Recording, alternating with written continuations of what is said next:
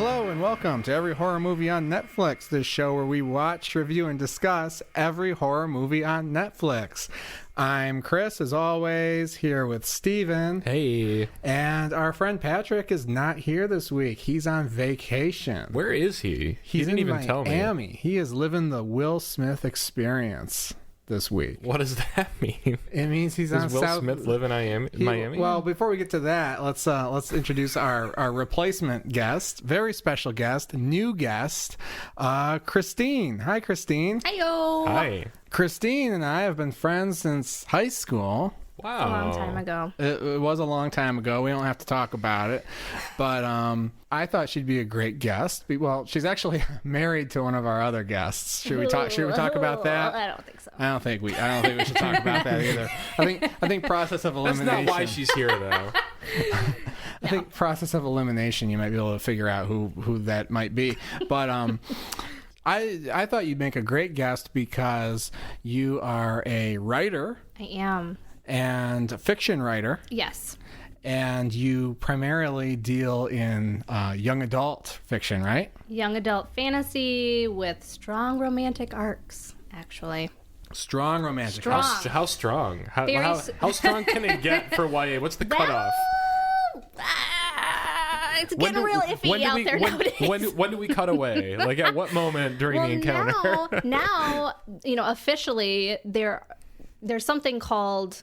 officially, there's something called new adult, when that encompasses kind of protagonist age 18 through maybe 24, 25, and that weird period of life where you're not in high school anymore, you're not dealing with high school drama, but you're not quite... You're still dumb as fuck. Yeah. You're not a girl, adult. Not yet a woman. That's right. And things get really hairy in there in terms of content with romance, but a lot of young adult fiction ranges from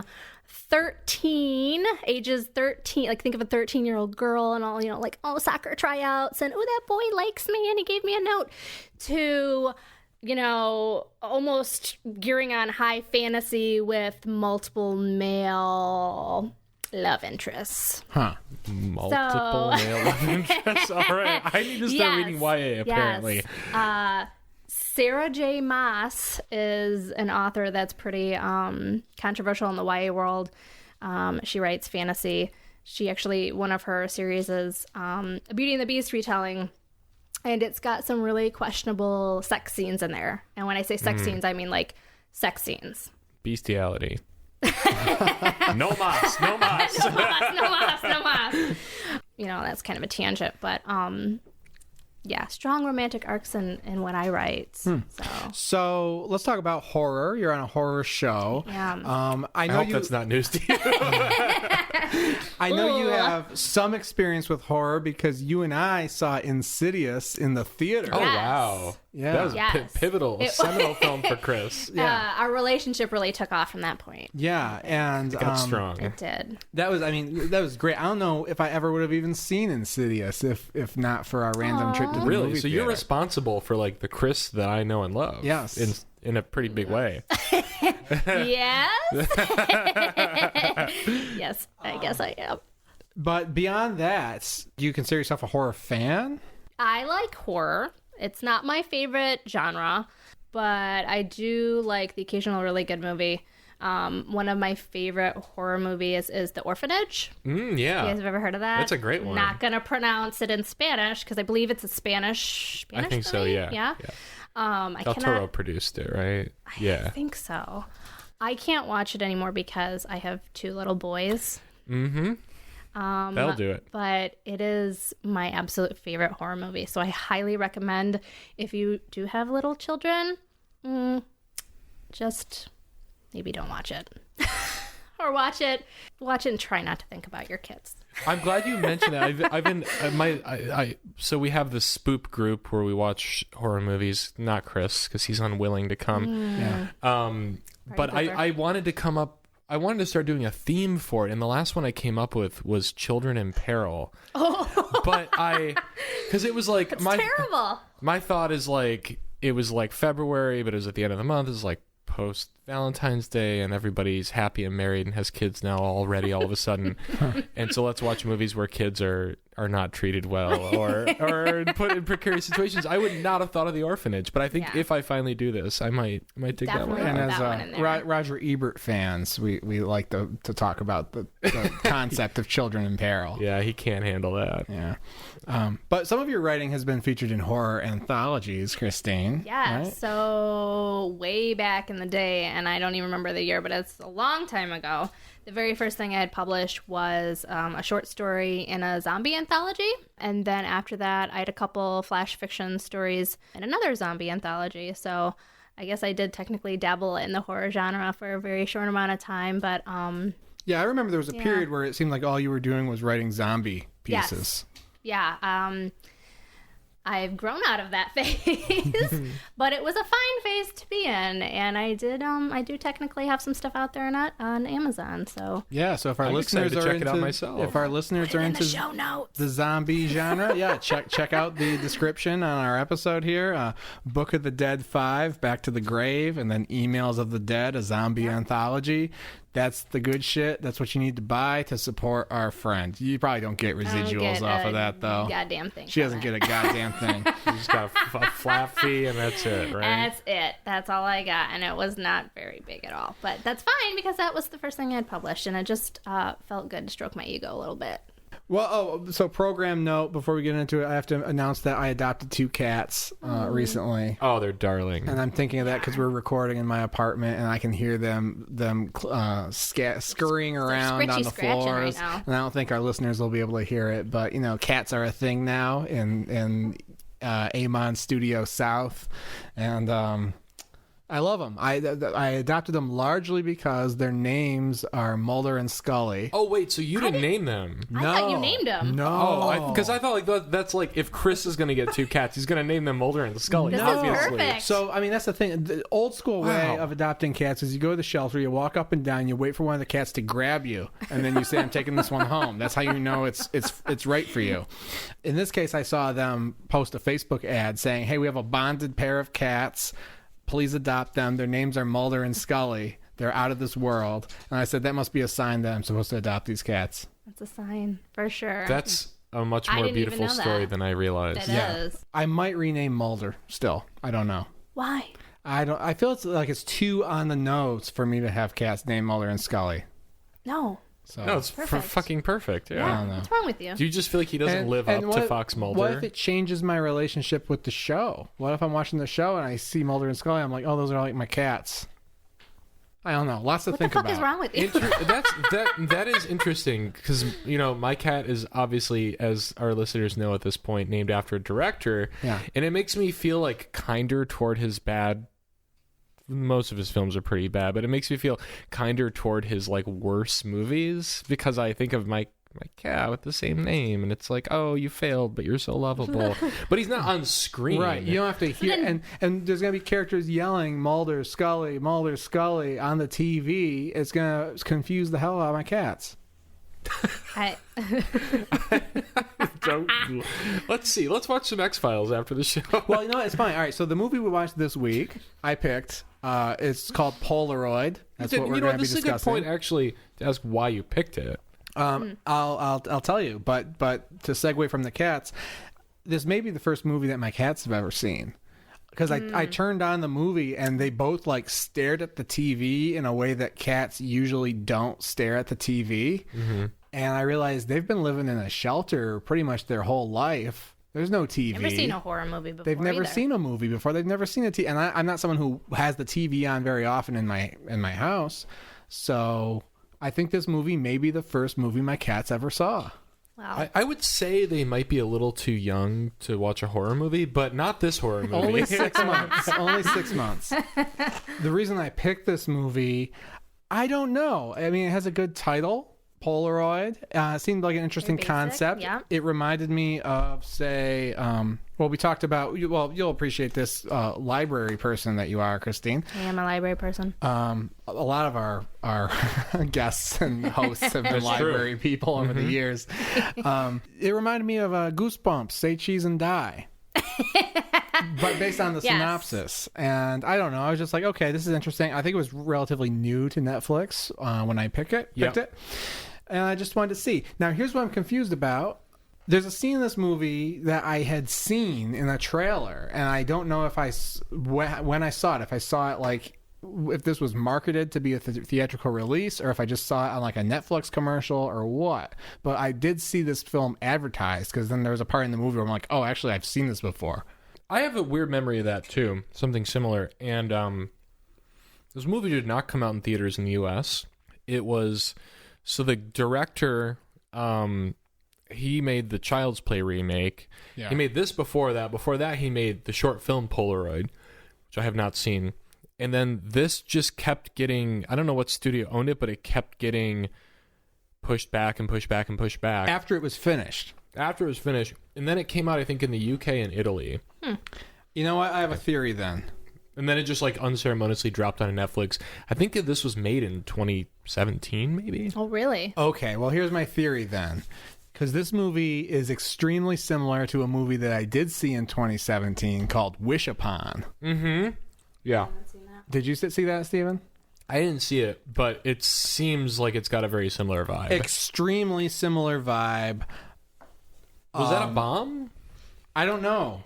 Probably. I mean, I'm wondering if like that came out and they were like, well, that failed. So it made $23 million on a $12 million budget. Oh, that's a hit. Okay.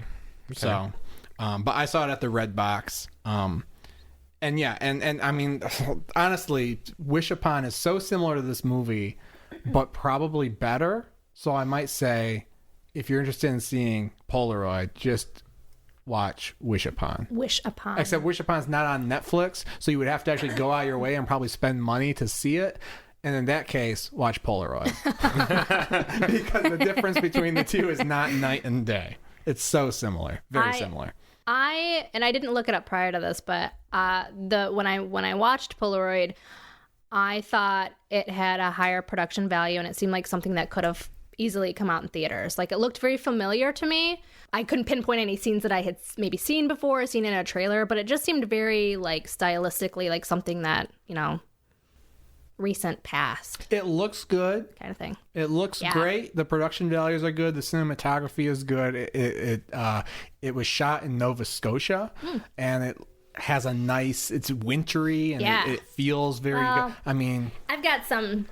There's some pretty fake snow in it at times. Oh, but... is there? Well, and there's a scene about a yard sale, and I'm like, oh, yeah. Nobody's having a fucking yard sale this cold. Like, when it's this cold out, it's like cold and dreary. Oh, She's like riding a bike in this movie, too. But if it's cold and dreary all the time, you know, is there ever a good time for a yard sale? Yeah, it's Nova Scotia. Nova Scotia. But it doesn't take place in the U.S.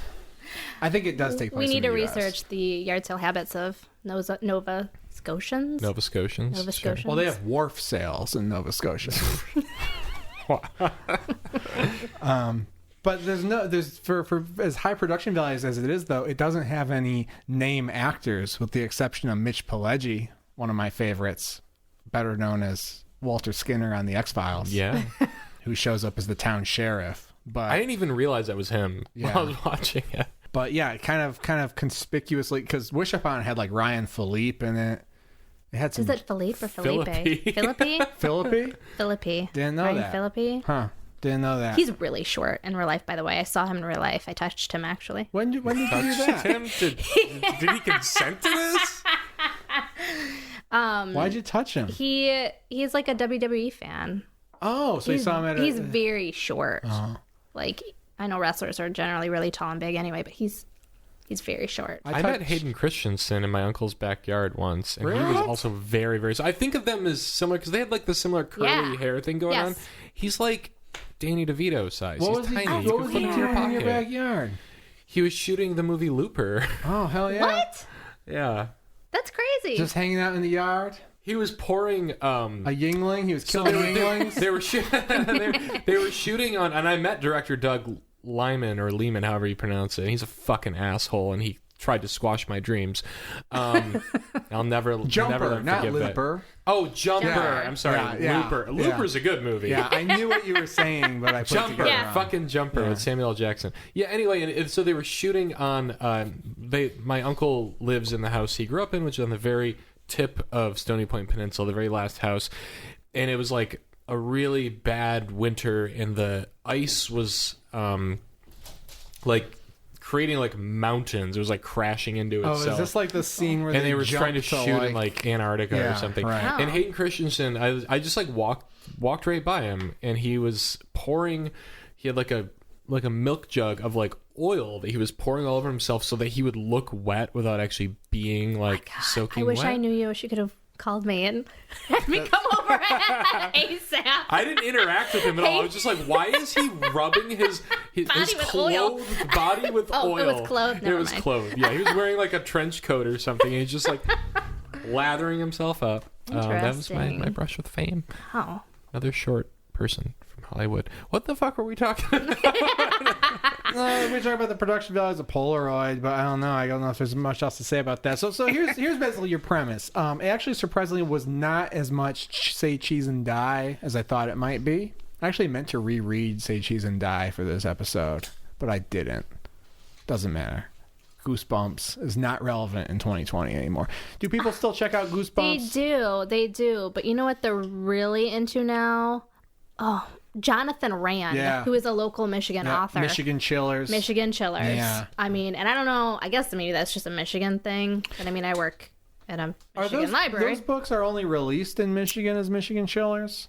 Because I don't know. Here's my concern. Do other states have their own brand of chillers? I don't That's a know good if question. it was Jonathan Rand or there's another one who does the same shtick.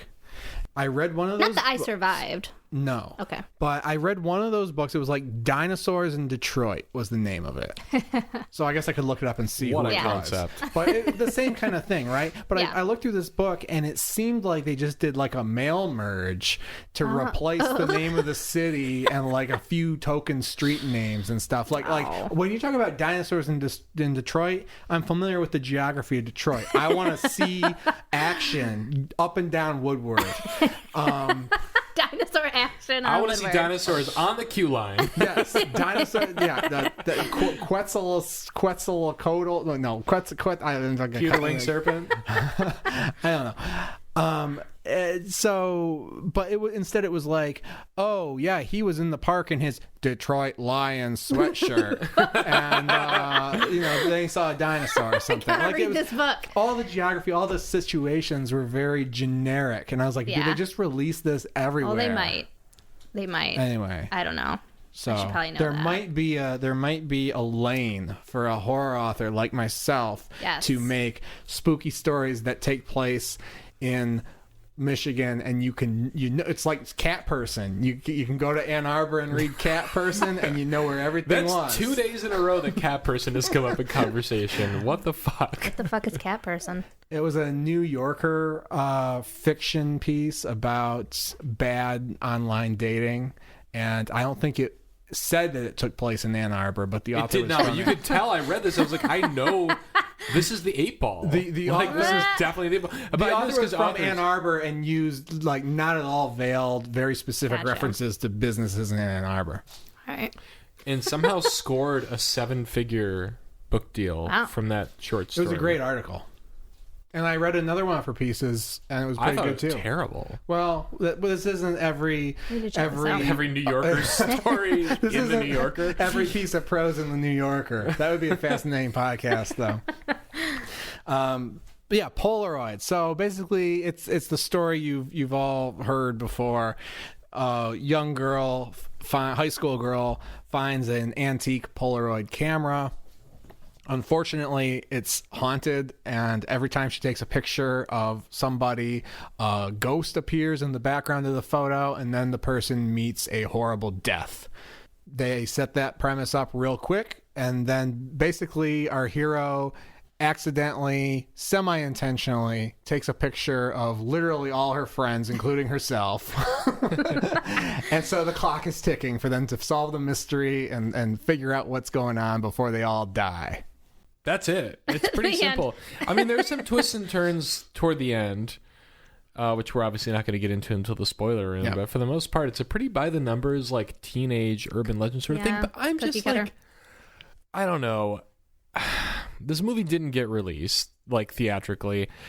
I have to wonder if part of it is that like, do kids even know what Polaroid cameras are. Like, there's something where, like, this movie seemed conflicted about the kitschiness of the cursed object at the center of it. Because there is a joke at one point that I actually did appreciate, even though it was delivered terribly, which is that Bird, our main character's name is Bird, must shop at Urban Outfitters because she has a Polaroid. So there's at least, like, a little bit of a wink in there. Hipstery. All right, so there's Hipstery vibe. several that brings up several topics. The first one I'll talk about is it seemed like this whole movie was written by like 50-year-old dudes. Mm-hmm. None of it. Well, yeah, Christine, someone who writes young adult literature. Yeah, especially the beginning, which I don't know if that's saved for the. Yeah, do girls really? Okay. Girl. I have a lot of questions about this scene. Okay, the very beginning scene. Male gaze in the first 30 seconds. Yeah, I'm talking about how her friend is like basically has talked her into taking this like lingerie picture with this random camera that she had, this old Polaroid. Yeah. And how awkward it was for me to sit there and watch it because it seemed so that's not how things actually go. Mm-hmm. And when she's getting the picture, when her friend's taking a picture of her, she just looks so awkward and like I don't really want to be doing this, but I'm doing it. And my friend's taking this picture with this old ass Polaroid, and this whole fucking scene is weird. And it's gross, and it looks like they're in like the girl's house, but it looks like a seedy motel in that room. There's like the camera's tilted, and there's like really gross, like yellowy wallpaper behind her. And she's got this look on her face. She just looks empty on the inside. Yeah. Like, it doesn't look like she's finally decided that she's excited and she's gonna like take this like slutty picture of herself to like give to the guy. Like, yes, she's not excited about it at all. Why did she agree to do it? The whole thing was just gross. That's like the perfect word for it. All the dialogue and all the situations in this movie seemed like a first draft to me. It seemed like some middle-aged men were trying to write scenarios and dialogue for high school characters, contemporary high school characters, but we're just so far removed from that demographic that they could just say something about Urban Outfitters or photobomb and like whatever or the fucking. Bay. There's a joke about how Bay means poop in Danish or something. There's a lot of like random stuff like teens do not talk like that. Well, that was the point because it was supposed to show that Bird is out of touch too. She's somehow. weird. She like weird. knows things, but she pays attention in school.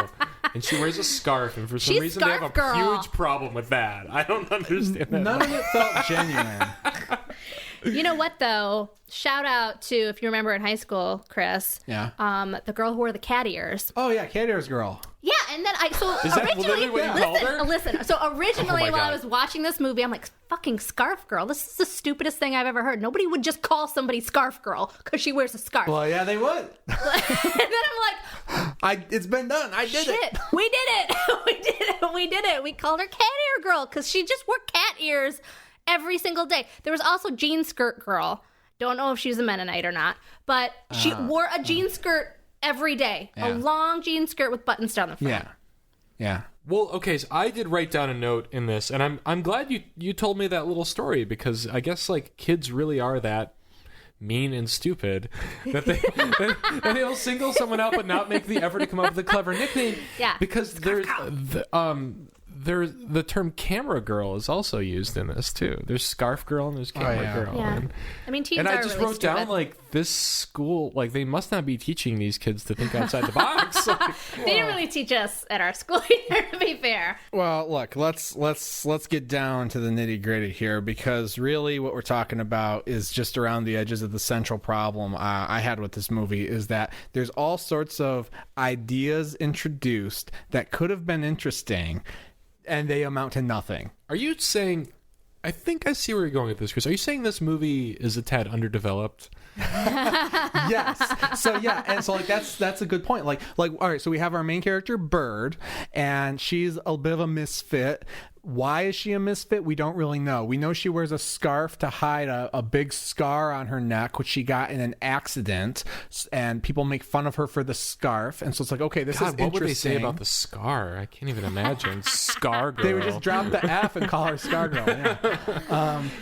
And so you're like, okay, so how is this going to relate to the story? Yeah. Why is this important? She's a loner. What is she going to learn in this movie? You're asking all her own questions. Right. She's a loner because she's the kind of quirky girl that would actually be fascinated by and use this Polaroid camera. That's it. Right. And then there's also like with the lingerie shoot, there's things going on about how people relate to photography that I thought was interesting, but this movie's not at all concerned in it. This movie is too superficial for any kind of meaning for her. I was hoping it would go there, but like it is like the photography angle is all over the movie. Like there are long sequences where like all the lights are flashing like flash bulbs for like the entire scene, but it doesn't have anything to say. And we have a hero who is into photography, and I thought it was funny. It reminded me of Whiplash almost, how much this girl is into photography, because she gets this camera, she's like, that's a CX65, that's what Ansel Adams used, and blah, blah, blah. It's an SX70, and I don't think, I mean, I could be totally ignorant, but I don't think Ansel Adams was shooting on a Polaroid camera. That does not seem right to me. But it's like, okay, so here's someone who's like, oh yeah, who better to have a haunted Polaroid camera than someone who is fascinated with photography and absolutely in love with this camera? It doesn't amount to anything. It doesn't matter. After she takes the fucking photo, it could have been anybody taking these photos. And so this is the biggest disappointment of the whole movie for me, is because I think there was a good movie in here. Maybe they actually wrote a good movie, but then they turned in the first draft instead of the fourth draft on accident. I doubt it. I mean, I feel like a lot of these teen, like this does feel very much like a Blumhouse movie, just like a dumb teen premise that was basically already a Goosebumps book, and it's being updated for modern times. Watch any episode of a sitcom even, and you'll still see an arc where like someone's learned something by the end of the show. Well, that's the whole point of a story, is your protagonist, who's generally your main character, goes through this evolution. They start out thinking the world is this way, and then that inciting incident hits and changes the way that they have to look at the world. And they have to fight through that, and they have an evolution within themselves. And we just don't get that. We don't have that. And it's so frustrating because we have a character who very clearly has problems that she needs to overcome, which are shown to us in the first 20 minutes of this movie. And it goes nowhere with that. And like there's all this like stuff about her family too that's hinted at, and like doesn't really matter. She was her dad was killed in a car accident. Yeah. It doesn't matter. No. There's no. Her dad was also a journalist. They made a point of mentioning that. I was like, I wonder if like that's going to factor into some choices she might make during this film. I thought it would pop up later too. Yeah. And especially when we're dealing with a movie that's essentially a mystery. You know, so all these facts that we're given, you think are going to become relevant to the mystery. What's the context of this accident? What's the context of her family? Yeah. How did she get these scars? A lot of smoking guns. Lots of guns that just aren't anything. But the thematic guns piss me off even more, I think, because I was like, this is, early on in the movie, you see a lot of kids taking photos for social reasons. And you also see our main character, who is completely cut off from society, practically, seeing everything through the lens of her camera. Yeah. And you see her actually connecting to human moments. Like she focuses on the boys in the parking lot, and then she's focusing on a dad playing with his daughter, which I guess ties into her missing relationship with her father. Yeah. But she's seeing these human moments through the viewfinder of her camera. I'm like, okay, this is important. It's not important. It's not important at all. No. Fuck that. So that's all very disappointing to me. So those are my negative criticisms of the movie. Other than that, I thought it was a fun romp. A romp. A romp. Man, I found this thing to be so slow and sleepy. I mean, it's like pretty. I mean, there is blood in one scene, but even the way it's shot, like it almost looks more like a lighting effect than actual blood. Like this is pretty like. This is PG-13. Pretty YA. Yeah. This is like the death sequences are just protracted jump scares. Every single one of them is somebody wanders for 10 minutes, they're going to die, and then a hand reaches out and we cut to black. So like it's like pretty toothless. It takes a long time beating around the bush when like we are pretty certain in most sequences what is actually going to happen. Yeah. And it felt like kind of like the first chapter of the It remake. It felt just kind of like a series of like haunted house scenes. Like I was just being led through. Well, yeah, this is one of those. This is my one of my biggest pet peeves, watching all these damn Netflix horror movies, and I've complained about it multiple times before. The scenes that bad movies have where there's a character walking around in the dark and there's no conflict, there's no real reason to be scared. There's nothing anyone's running from, but they just have to walk slowly through the dark until there's a jump scare. I hate it. I hate it. I absolutely hate it, and like I there's nothing to connect to. And in this movie, like at least if it had set up that like the kills, and I'm not a gore hound or anything like that, but at least if it had set up that like, oh, but when she finally dies, it's gonna be fucking wild because remember what happened to the last guy? Yeah. There's not even like Nothing. that level of suspense for me to get invested. Let in me here. contrast it with a great movie in the same vein, Wish Upon, which is not a great movie. But the reason Wish Upon got released theatrically and this one didn't is because of choices like this, where they did things much better. So in Wish Upon, she has a music... I forget the premise, but basically she's cursing people accidentally, much like in Polaroid. And there's a woman that we know is cursed and probably going to die. Or I think somebody dies. Somebody dies. You don't know who it's going to be, but it's going to be someone you know. Mm-hmm. So this woman we suspect is about to die, and there's a long scene where she drops, I think, her wedding ring or something in the garbage disposal. Biggest fear. A long, like 3, 4, 5 minute scene where she's like putting her hand in the garbage disposal. Her hair is going in the garbage disposal. She's trying to fish this fucking thing out. And I think she gets out. I don't think it even kills her. But like, or maybe it does. Maybe it ultimately does. But like, it gives you something where you're like there, you're present in the moment. Yeah. You're like, oh no, There's no, tension. no, the whole Obvious time. tension. You've described this scene before, and now that I'm here for the second time, like I understand why that's like innately like stressful to Cringy. watch, but like garbage disposals don't go off unless you flip the switch. Like, Unless they're Or haunted. ghosts.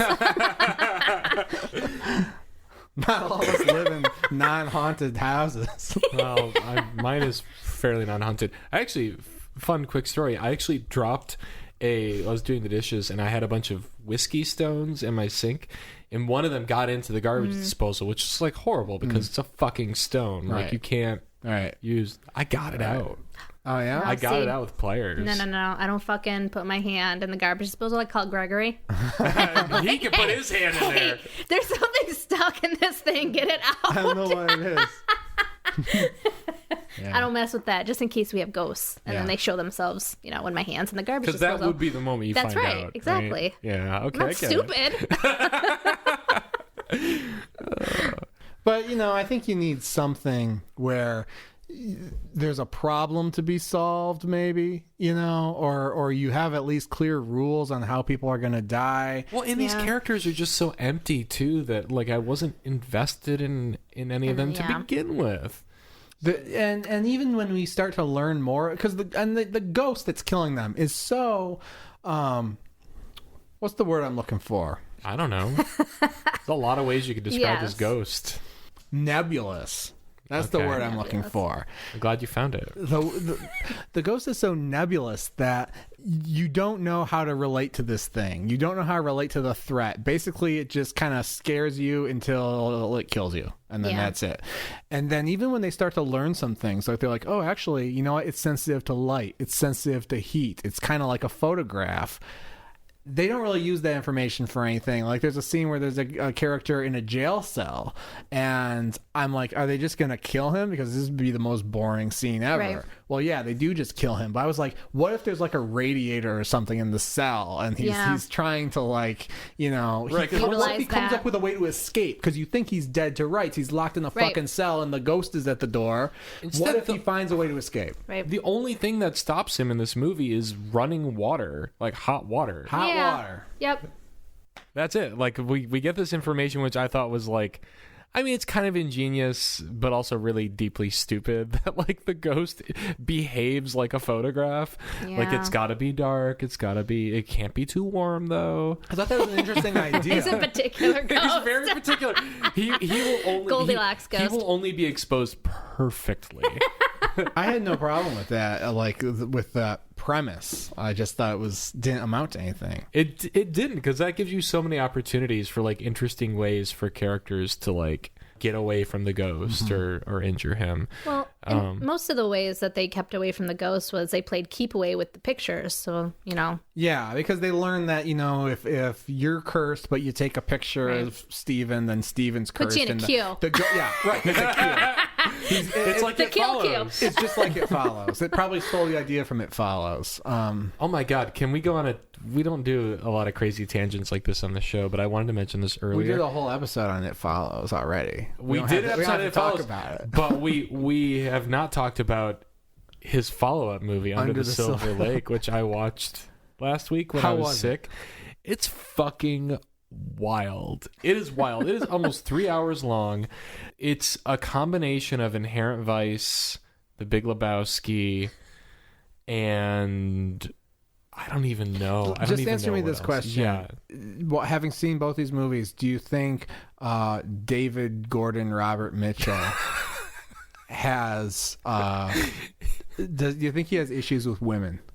Oh yeah. Okay. This movie is fucking obsessed with butts. Yeah, obsessed with butts. Like, it's a running joke.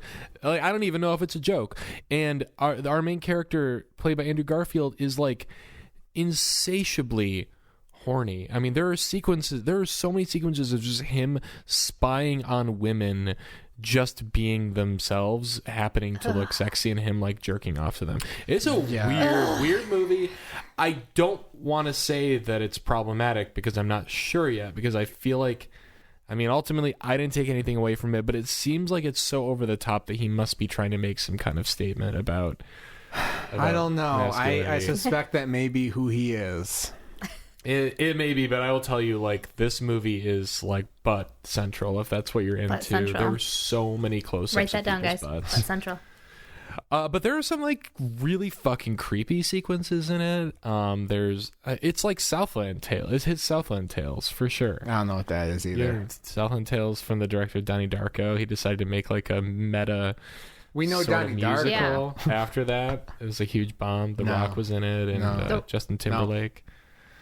What? It's crazy. It's one of the craziest movies I've ever seen. What's it called? Southland Tales. Do you have to go online and read shit for 3 hours to understand what the fuck happened, like in Donnie Darko? Yeah, you do. And there are graphic novels that take place before and during and after. But it's like, first and foremost, it is just like, it's a fun movie just to watch. I mean, it's a wild ride. I don't care what any of it means. Under the Silver Lake, very similar. It's very stylish.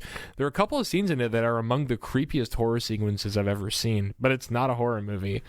Anyway, I just wanted to mention that I took the bullet for all y'all on that one. Took the bullet. Live bullet. All right, let's turn the page. All right. Polar, I mean, what else is there to say? Without getting too deep into spoilers, not much. Oh, I know. So there's a big party in this movie, and I feel like we have a tradition on Amon of like kind of rating the teen parties. Oh, this probably looked great. This probably looked great. What? I like this party. Did it look naturalistic to you? No, it didn't. But I mean, that's always the factor. Cool. I'm most it didn't look naturalistic at all. Right. I don't know to what extent these parties that we see in these movies actually exist whatsoever. I've never been invited to one. Have you ever been invited to a party, Christine, that was like the parties you see teens having? Like a house party? A house party. Like the rich kid. The rich kids having a house party. The parents are out of town. But their parents are like totally cool with it. They're like, please throw a party. And they have an in-ground pool in the back with like a fountain. No. Yep. And a DJ. There's usually a DJ. Freddie shows up. Nope. Yeah, no. So I don't know to what extent that's a real thing. Usually it's like the craziest you get is like 8 kids in a basement and 2 of them are smoking weed. Yeah, it's about as wild as it ever got for me. This looked like a pretty all right party, though. But the weird thing about this movie is every house is like something on Dark Shadows or some shit. Like, every single house is like this like creepy Victorian style, the dark style and of the house, dingy for house, sure. right? Every character we see like basically lives in like a creepy house with like a big wooden stairway and stuff. But I did like how it was like themed like a masquerade. Everyone was wearing like spooky shit. I mean, no, it wouldn't happen in real life. Bird No, gives it's some not hot realistic. takes on Little Red Riding Hood because her friend gives her the red hood to wear. Yeah, it's like someone who's not smart and not a high schooler is like, well, what would a smart high schooler say? Exactly.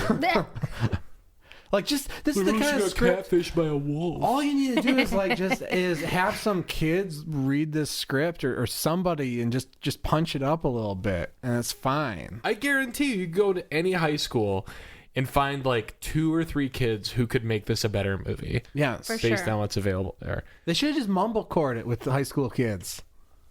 Just let them do their thing. ad-lib. That'd be great. Is there much more we can say without getting into the spoiler? I don't know. I'm worried to territory? say anything. I don't want to ruin the spoilers. No, I mean, I guess, I can't think of much else to say. That's your movie, basically. That's it. So, all right. So, I don't know. Steven, we'll give it to you first. I'm always happy to go first, and I'm always happy to give a movie like this a screw it. This is like, I was actually pretty, you could hear at the end of the last episode, I was pretty excited to watch this because I thought, like, I do love like a good kind of trashy teen supernatural horror movie, but this one is toothless. It's mostly bloodless. It's pretty by the numbers. I mean, yeah, there's some like unpredictable twists and turns toward the end, but like nothing earth-shattering, nothing to really like pull me back into the experience. Definitely seems like it's a film that could have used another draft or two. It doesn't really seem to have a grasp of what teenagers are actually like. Yeah, it's a solid screw it. I don't think you're missing anything if you skip this one. Christine, Oh man, would I'm you next. view it, cue it, or screw it? I would say screw it. Wow. To reiterate, it's really cookie cutter. And like you said before, there are some twists in it, but I would argue that the twists are so superficial that, I don't know, depending on how into the genre you are, you might be able to predict them, or they're just not, there's I wouldn't even bother putting it in my queue and say screw it. There's better out there. Wow. Waste your hour and a half or hour and 40 minute, whatever it was. Interesting. It felt like 15 minutes longer than it actually was, I however agree. long it was. Yeah. I'm gonna give it a cue it. This is a quintessential Netflix horror movie. Basically, this is like when we decided to make a podcast called Every Horror Movie on Netflix. I was expecting to watch a lot of movies like this. I think most of the movies we watch are probably worse than this. I will second that. So that was kind of the unpleasant surprise. But this is like, you're going to forget it almost immediately. Yeah. There are a lot of redeeming qualities in it. You're going to be bored maybe 30, 40 minutes of the runtime at least. But, it's spooky. It doesn't completely fail. It's not interesting. It's a good movie to put in your queue. And you know what? You and a couple friends are hanging out. You want to watch something that's going to be, stimulating. You can talk during the movie, and it's fine. And you don't want to get too scared. I don't even think that I wasn't scared for a minute in this movie. Yeah, me neither. No. No. Nope. I think Allison put it best on the last episode. This is a solid cure. This is a movie where like you'll probably need multiple screens to get through it. Oh, You yeah. should definitely be like checking your phone, maybe making some phone calls, I'm pissed that I catch didn't. up with your mom. There were sections of this movie that I actually rewound and played through again because I realized I'd been distracted by like Yeah. a cat. and or you by didn't my miss a phone. fucking thing. And I did my nails while because I was still hoping. I clipped my nails while I watched it. No joke. I was still hoping that there were going to be these thematic things or something with subtlety in this movie that would reward me for paying attention. Absolutely not. Nothing. So no, watch it with a phone, watch it with a friend, watch it with 2, 3, 4, 5 Labats. Watch it on your phone. Watch it with your on your cats. phone, watch it on a plane, watch it with your cats, or don't watch it at all. It's going to be the same experience. Put it in the queue, will stay. I'm sure this will be on Netflix till the end of time. because it's got no other prospects. So cute. All right, so we're going to go down to the spoiler room, and when we come back, we're going to spoil everything, get into these twists we've been talking about, get into the turns we've been talking about, figure out maybe how this movie could have been saved, if this movie could have been saved. And if you want to watch the movie on your own, go do that right now. Otherwise, stick around, and we're going to spoil everything in just a minute.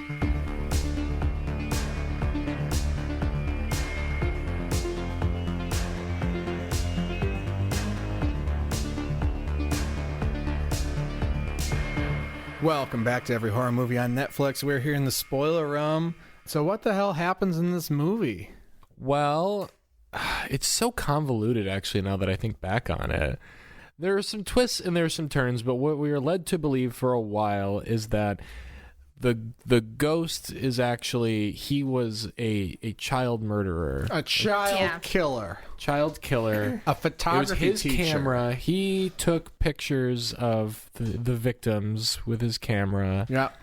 And then he died in a police shootout, as sometimes happens. And He dramatically died in the dark room. Is that what it's called? The dark room? Mm-hmm. Yeah. Yeah. And just like an enormous pit of chemicals. I Like, would you don't much develop rather- photos in a tub that large. I would much don't rather, think. like, what if he just came back as a supervillain because he was he was so evil and he got mixed with darkroom chemicals? That would be great. That'd be great. Joker. Yeah, that's not what happens though. No. Well, the other kind of spoiler that is maybe important that we haven't talked about, even though it's a fairly large plot point throughout this movie, is that not only do the photos predict who's going to die, but they are physically linked to the people in the photos like a voodoo doll. Yes. Yeah, so if you say light it on fire, if you're in that photo, you're going Guess up who's in on fire? flames. Yeah. Yep, and that was actually a great moment in the movie, and one though that Where were the adults in that moment, though? Is it like Yeah, kids like on they were in the fucking cafeteria, fire right? in the cafeteria? Yeah. They got the fire extinguisher out, firing it nonstop. Why was there no investigation by the adults after that? I'm not sure that's No, best they just go back practice. to the hospital for like the 17th Yeah. time in this fucking If your thing. whole arm, It's a lot of time spent in the hospital and the police station in Yeah. this movie. And no adults give a shit. if your whole ass arm catches on fire, is the best practice to fire a fire extinguisher at it? I'm not sure. Stop, that's what drop, you're and supposed to roll. do. Yeah. Stop, First drop, of and all. roll. Smother the flames. Get a blanket.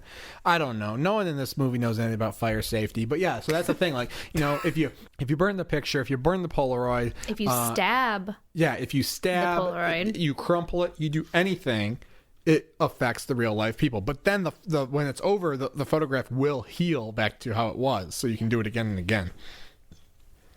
The person won't heal though. Yeah. So the kids track down the widow of the killer, The maniac killer. and she basically corroborates the story. Well, but there's a twist because it turns out that he killed them, Out of justly. revenge. Yeah. Out of Revenge, justice. because they Yes. had a daughter who was differently abled. It was Nova Scotia justice, man. which I think, doesn't she call her slow Yeah. in the movie? And I'm like, I'm trying to be kind and compassionate yeah, here. I know. I'm just saying, like, what year was this? She in? was slow and she lived in her own world. Yeah, I think is yeah. what she said. It's Yeah. like, God, Jesus. that was your daughter. Yeah, and it feels like all this takes place in the 50s or 60s. Yeah, just the Which the I words guess there. that makes sense time wise, but yeah. So his version of events is that they had a mentally slow daughter who was lured out of her home one night by these kids, and they took compromising, presumably sexual photos of her, Pictures no mother should ever have to see of her daughter. and passed them out at school. And then the daughter, killed herself. And so dad went batshit and kidnapped and tortured and killed and took Polaroids of all the kids. All but one. All who got but away. one. So One then the escaped. mystery is, well, who is Well, actually, this? there is a Polaroid of him, though. I was confused by that. Yes. There's a Polaroid of him, but he was not killed. Oh, because you see that when the cops shot him, there was a guy in the chair. So he was on the scene when, so he was in the dark room torturing these kids. The cops burst in before he could kill this final victim. Oh, okay, that checks out. And of course, the final victim ends up being Mitch Pileggi, the town sheriff. They find this out by going through all the local high school yearbooks at the high school in the middle of the night. Which is fine. They're under a time deadline, I guess. But I don't even think high schools carry that shit. I mean, wouldn't the library be more apt to have generally, that shit? the library has it. They give them to the library. Yeah. Speak from experience. Interesting. Do they keep those in like a secret back room, or are they just like out on the shelf for anyone to? Generally, peruse? the past couple years are on the shelf somewhere, but They'd be in reference. well, yeah, in the nonfiction and reference section, but some libraries have an archive room. So, however far they go, which I think our area is like 50s, 60s, maybe even more. Well, in Monroe, if you go to the archive area, unless you're looking for General Custer, you might be out of luck. But yeah, so then Mitch Pileggi confronts them at the school. Whatever, various narrative leaps to make sure all these characters are encountering each other in the right places at the right time. But whatever. And that there are photos taken of them. Yes. Mitch Pileggi says quite convincingly, you know what? That old lady just bullshit you. The actual truth is that... What was the actual truth? That Sable, Mr. Sable, whatever the fuck his name was, the teacher, that he actually took the compromising photos of his daughter, and they found out, and they wanted to get revenge on him. So he had to quiet him up. So he went after him. Yeah. Right? Yeah, he went after him, and he killed all but one. Yeah. And so this whole game these kids are playing with this little camera is especially upsetting to the sheriff because he knows the real truth. Right. He says something like, check the date on when she killed herself. Check the date. Yeah. That's what he says. It was after her father died. Yes. I feel like Mitch Pileggi was ad-libbing a lot in this. You think he just made up that whole twist on the spot? And you're like, fuck.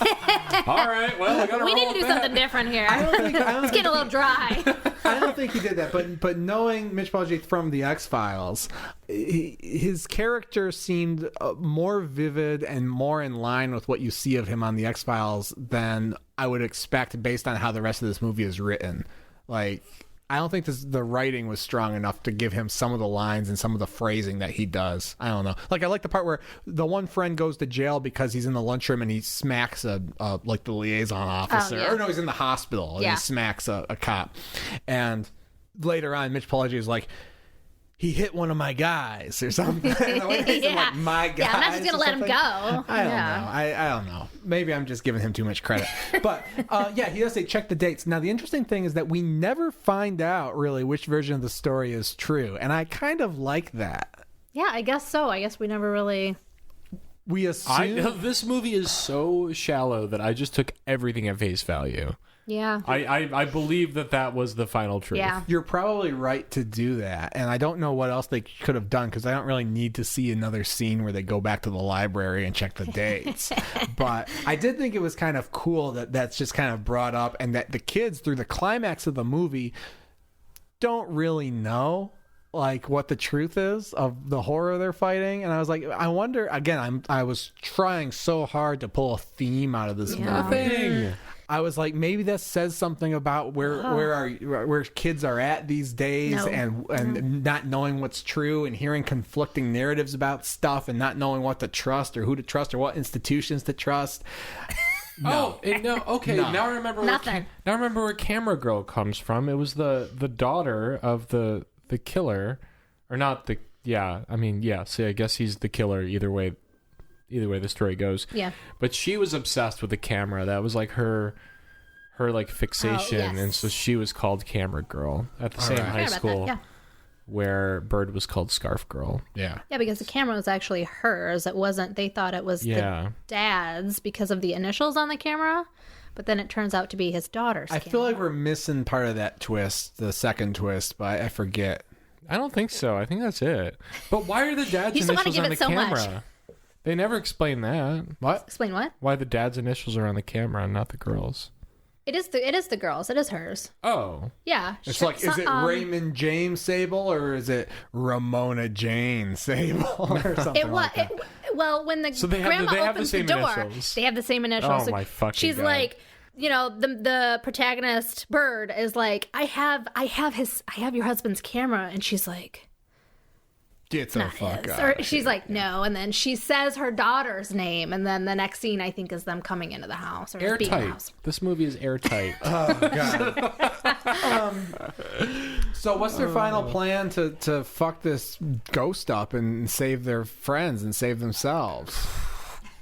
It's all a blur, isn't it? No, it's not a blur. Apparently, they need to take a picture. They need to make sure that the ghost is fully developed. And I think they actually use that term. So they actually go to the school's dark room, lure him in there. He's like the Canker Man. Yeah, he's a lot like the Canker Man. He is the most unconvincing CGI stock ghoul that you've ever seen. I thought the Canker Man was actually a guy in a suit.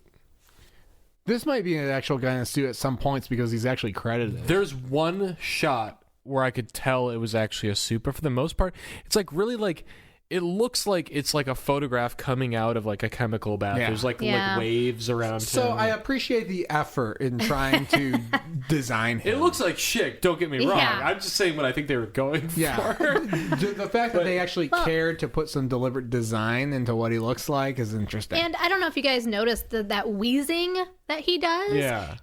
Okay, so I'm like, I kind of like that wheezing, even though it sounds really cheesy. And then I'm like, I think the wheezing is supposed to sound like the Polaroid camera winding up to take the picture. Did any of you notice that? No, but that makes perfect sense. But maybe I'm just like that. grasping for straws, like Chris is. Like I want it to be, the Polaroid. Yeah. Well, it will be that way forever in my memory. I like that. That's clever. Yeah, I like that. And so Bird basically is in the dark room by herself with this guy, and there was some cool things like again I like the part where the ghost is chasing and about to kill Bird's friend, so Bird takes a picture of herself. Yeah, she takes a selfie. Keep away. She takes a selfie to save her friend. Again, missed opportunities to build some sort of thematic connection between how we use photos and what it says about us and what it says about our society. Anyway, and so then the thing has to start chasing her, which is, kind of weird. And again, none of this tracks with the motivations of this ghost who is presumably the ghost of this actual serial killer man. Right, and like, why is he interested in these kids? Why does he want to kill these kids? Because he's attached to the camera. I don't know. There's no reasoning to that. The camera is his master. So here's how they finally get him. Bird takes a picture of him. They're grappling. Ooh. She takes a picture of him, and I was hoping that she was gonna hold up the camera and say, because he's like choking her, and she's got the camera, and I wanted her to say cheese, bitch. Yes. That would have been. Oh. But instead, she just takes a picture. Instead, the thing screams. She gets the Polaroid in her hand, and then she says a much worse one-liner. Fuck you. Yeah, that's it. That's all she can muster. They're like, they get to the end of the script. They're like, hey, this is PG-13, right? We haven't said fuck yet. So she crumples it up, and he kind of crumples up, and then she sets it on fire. But so this was actually one of my favorite parts was that the picture got a picture of her fingers. Yeah. So when she's crumpling him up, which CGI is it's cheesy, but I liked him crumpling. Yeah. Like it kind of reminded me in a weird way of the Silent Hill movie where I didn't see it. What? I didn't see it. I haven't seen it either. Oh. Okay, I haven't even played the games. Oh my gosh. Silent Hill virgin right here. There's a guy in the bathroom, like a monster in the bathroom who's like scorpioned over the toilet and like kind of crumpled and weird looking, and it reminded me of that, and I was like, yeah, I like that. But it was interesting too because that picture, I liked how when she took that picture, it had some of her fingers in the picture, so when she was crumpling it, her fingers were getting all fucked up and crumpled, and I was like, that's kind of a nice touch. I kind of like that. Yeah, I wasn't just like a clean picture of him and she's like crumpling him in and she's lighting him on fire, and she's like, no, her fucking fingers are getting all broken and lit on fire. So this is some of the reason I really enjoy that too, and this is some of the reason why I gave it a cue it versus a screw it, because there's moments like that, and there's fun things happening. There's just a lot of boring shit in this movie, and a lot of ideas that don't pay off. But I mean, fundamentally, I think this is a good first draft for a better movie. Yeah. So then the thing's vanquished. She actually burns it and has to set her fingers on fire too a little bit to vanquish. She's got to do one last thing. She's got to throw the fucking camera in the river. It looks like. Did anybody else? I mean, I had a lot of difficulties with like the way this movie looked. Like there was some weird cinematography, like color correction going on. But it looked like there was some blood in the water when she threw the camera in. Did anybody else see missed that? I didn't see that. I think the camera bled a little bit. I'm not joking. So like the Diary and Chamber of Secrets, when the basilisk It's been a while. thing, It's been a where he very takes it long and he time. stabs it in the journal. Tom Marvello. Oh, yeah. His journal, and then it like spews out all this ink. I don't know. Anyway. Well, speaking of cinematography, though, I have to mention that the streaming on Netflix just butchers a lot of these dark scenes that we're talking about. Very dark movie. Thank you for saying that. I was going to bring that up. It was a very dark movie, and I couldn't tell if it was like my TV or, I had some sun coming in the window, and maybe it was just the sun. Like, it just seemed really dark, and so some things were really hard to make out. Yeah, I watched part of it on my TV and then the rest of it on my laptop, and I had the same problem both times. It was deliberately dark, but again, as I say, so that every other episode, it needed to be dark so that creature could develop. Right. Yeah, okay, but It needed to be as dark as possible. like I where say, you could just barely tell what's going on. like I say, every other episode, Netflix just has this problem where, except for their original content, dark scenes just get blotched out. They're blotchy as hell when you're watching these movies, and so it's like you have dark scenes, but you can't appreciate really the detail and the shadows. It's all pixelated and blotchy and gross, and kind of detracts from your experience when so much of the kind of pivotal scenes in this movie take place in the fucking dark. So. Yeah. I had that problem with the Hill House series, actually. Oh, really? Like, that's one that I liked enough that I think I might buy the Blu-ray just to see it like the way it's meant to be seen. But yeah, she throws the camera in the river. And I thought it was interesting that there's no stinger, like Wish Upon. She gets rid of the music box, and then I think the last scene is someone else digging up the music box or something, right? Like, this is kind of a movie that would lend itself to that. Do you expect a stinger? You expect a little sequel tease? Maybe they were like, "This is not going to be a sequel." We're not even putting this on theaters. We're definitely not going to make a sequel. We didn't even write a second draft to this, guys. We're not making a sequel.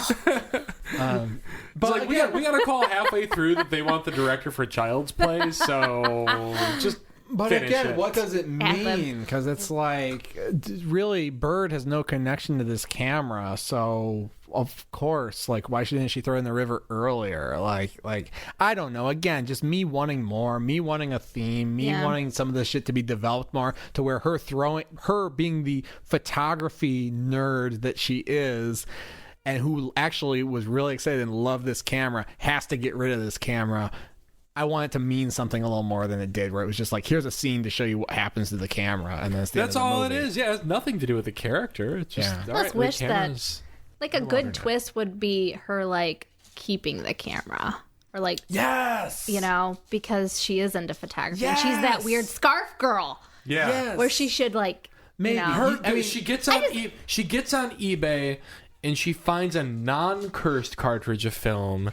And she's like, I'm going to keep this and I'm going to start a little photo project. I mean, yeah, that's hard because it so clearly kills people that you would need her But to... it kills people But with she's the Scarf film Girl. that came with the camera. Yeah. But it's not she Also, wouldn't what a stroke of plausibly luck take that was risk. found at a yard sale with film along with it. a yard sale in Nova Scotia when it's really cold out. Or, you know what, maybe do it the other way, where she's obsessed with taking photos, she's obsessed with taking selfies, she's sending raunchy pics to all the boys that she's interested in, and then at the end of the movie she's like, I never want to take another photo again.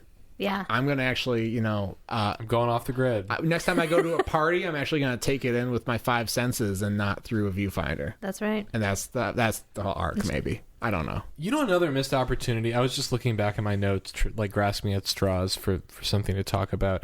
The movie begins with what I wrote is peak high school horror photo day. We didn't talk about photo day. Yeah. Picture day.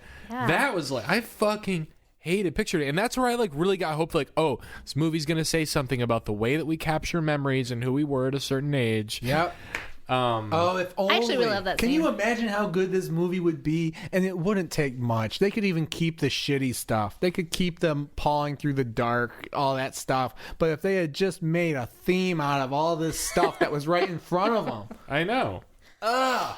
So disappointing. But yeah, picture day was always very traumatic for me. They did that hated the weird combs. visual effect too. Oh my God, I forgot about Remember the combs? It was like black combs that you could get because your hair was all fucked up as a kid. And yeah. I will say, whoever took pictures at my high school, and it's probably different every year, they did a number. They did a number. It makes it sound like it made me look bad. They did great at covering up my acne, and I didn't even have to ask. Best airbrush people in the business. Thanks, Life Touch. Probably have a lot of experience with that. Well, Patrick's not here. Must be present to win. So, Steven, you get to pick the next movie. Do you know what you're picking? Yeah. I thought long and hard about it without consulting the list. But I just noticed a few days ago that a movie called The Girl on the Third Floor was released on Netflix. And this is something that was on the cover of Fangoria, the new Fangoria, a couple of months ago. I don't know if it's any good. I don't know a whole lot about it. It sounds like there's some pretty fucked up practical effects in it, though. And I don't know, it could be fun. Something new, something contemporary. All right. The Girl on the Third Floor. And keeping in the theme of movies that have just unceremoniously dropped on Netflix without a theatrical release, I think it's perfect. Cool. All right. Well, looking forward to it. Well, I guess that's it. I guess that's Polaroid. I guess that's our day. Great talking about that. Great taking that little snapshot of the film. That's more than a snapshot. I think we talked for longer than the duration of the movie. Basically. Again, 2 weeks in a row. All right, listeners. Well, you can catch us in 2 weeks. We'll be talking about The Girl on the Third Floor. Until then, you know what to do. Find us online, Facebook, Twitter, Instagram. Leave us great reviews on all your podcast services. Buy our T-shirts if you want. Come see us at Motor City Nightmares. Come see us at Motor City Nightmares. Have we even talked about that on the show yet? Yeah, all right, a little bit. Yeah. We'll be in Novi, Michigan, and sunny Novi, Michigan. Sunny Novi, not to be confused with Detroit. We'll be there in April. Doing what? God only knows. We don't know. We have no plan. Come touch us. We register us. Yeah. Consensually. We're making this up as we go. I'm giving consent right now. Blanket consent. Someone quick touch him. All right. But until then, for every horror movie on Netflix, I'm Chris. I'm Steven. And I'm Christine. Thanks so much. See you next time.